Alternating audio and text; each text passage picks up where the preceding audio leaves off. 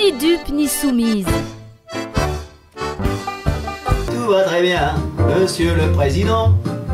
Tout va très bien, tout va très bien. Notre mère Gégé, il est revenu de son congé paternité. Maintenant que le grand, il est bien installé dans son studio à l'Élysée, il revient bosser. Et dis donc, Gégé, t'es bien gentil, hein, moi je t'aime bien, mais ton rejeton, tu pouvais pas le reprendre avec toi? Non, parce que c'est quand même toi qui nous l'as collé dans les pattes, hein. Et maintenant que tu te barres, tu démissionnes, nous on continue à se le coltiner, hein. Et y a pas que toi qui peux plus le supporter.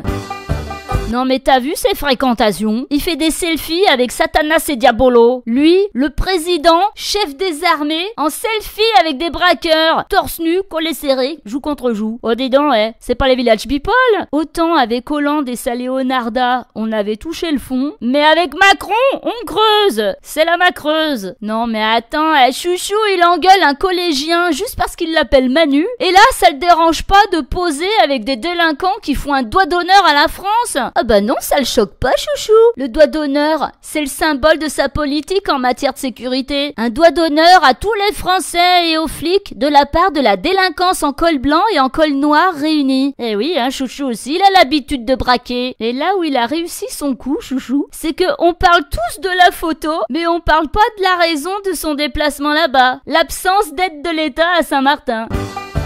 Gégé, c'est le 7e ministre qui démissionne du Macron Comedy Club. Et pour son cadeau de pot de départ, les flics ils se sont cotisés pour payer un indique pour choper Redouane Saïd. Sinon, il partait pas le Gégé, hein. Confisqué la démission, hein. Et oui, Redouane Saïd, le roi de l'évasion, mais pas de la cavale, hein. C'est laissé prendre comme un bleu. À mon avis, c'est qu'il le voulait bien. Il s'est rendu compte qu'il avait plus de liberté en prison qu'en cavale. Ah oui, en cavale, il devait sortir en burqa pour pas se faire repérer. Et oui, aujourd'hui, en France, pour passer inaperçu, il faut porter la burqa. T'as compris quelque chose, toi? Pour te dire comme on est dans la merde, hein.